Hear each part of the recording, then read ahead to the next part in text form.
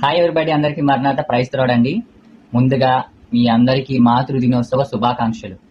ఈరోజు తల్లులందరినీ గౌరవించే, ఆశీర్వదించే, మన ప్రేమను తెలియజేసే ప్రత్యేకమైన దినం కదండి.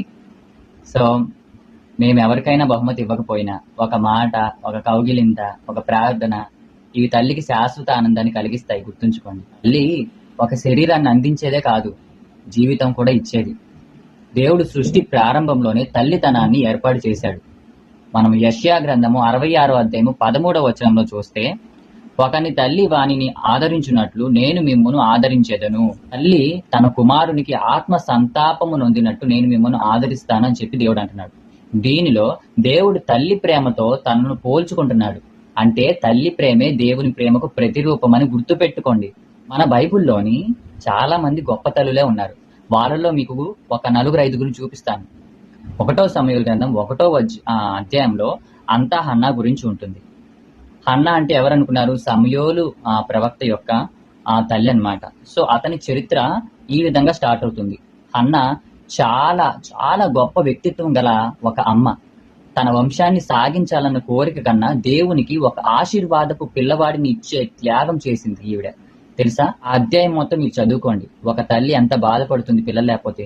పిల్లలు పుట్టిన తర్వాత దేవునిలో ఎదగాలని ఎంత ఆసక్తి కలిగి ఉంటుందో అంత ఇన్స్పిరేషనల్ గా అది మొత్తం ఉంటుంది. ఈ బాలుని కొరకు నేను ప్రార్థించి తిని ఆయనను యెహోవాకు అప్పగించుచున్నానని చెప్పి ఒక తల్లి తన పిల్లవాడిని దేవునికి అంకితం చేయడమే సాక్షాత్తు అత్యున్నత త్యాగం అని గుర్తు పెట్టుకుంది. ఈ త్యాగం హన్నాలో ఉంది.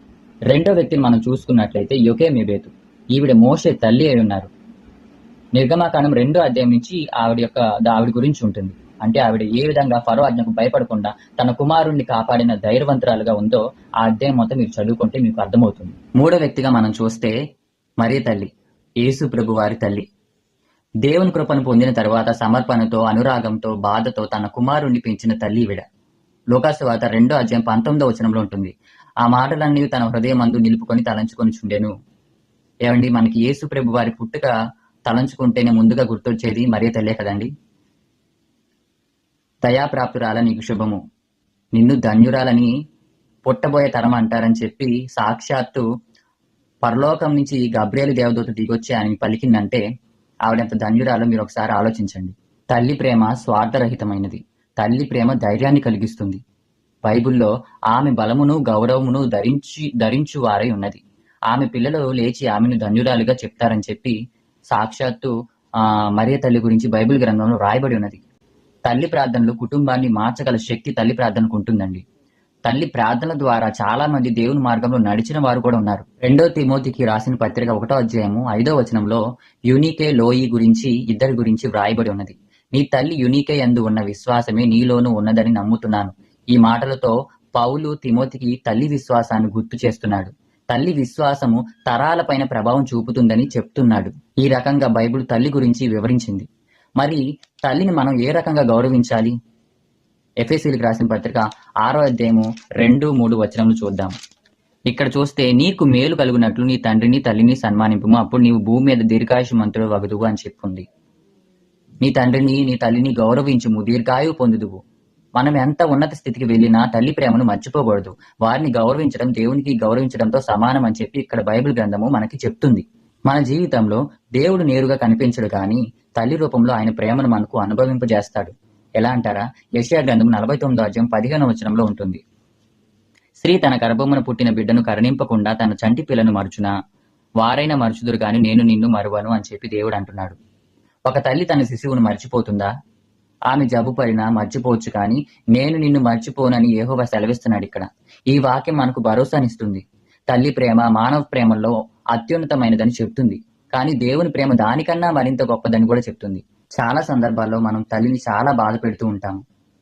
నానా మాటలు అంటాము. కొన్ని మాటలు, కొన్ని చర్యలు ఆమె మనసును బాధించవచ్చు, కానీ తల్లి మనల్ని క్షమించేదై ఉన్నది. లూకాసు వార్త 15వ అధ్యాయంలో ఉంటుందండి తిరిగొచ్చిన కుమారుని కథ. ఉదాహరణకు, తండ్రి చిత్రమే అయితేనేం, తల్లి గుండె ఆ కుమారుని కొరకు ఎప్పటి నుంచో రోధించిందని ఊహించుకోవచ్చు.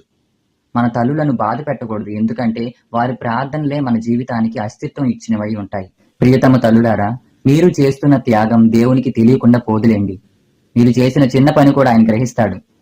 మీరెంత అలసిపోయినా దేవుడు మీ బలమై ఉన్నాడు. గలతీయులకు రాసిన పత్రిక 6:9 ఉంటుంది. మనము మేలు చేయుట యందు విసుకక యుందము, మనము అలయక మేలు చేసేది మేని తగిన కాలమందు పంట పోతము. మంచి పని చేయుటలో మేము అలసిపోకూడదు, తగిన కాలమందు కోత కూర్చుకొందము. మీ త్యాగం ద్వారా దేవుని రాజ్యం విస్తరిస్తుంది తల్లులారా. మీరు ప్రార్థిస్తున్న మీ పిల్లలు తప్పకుండా మారతారు.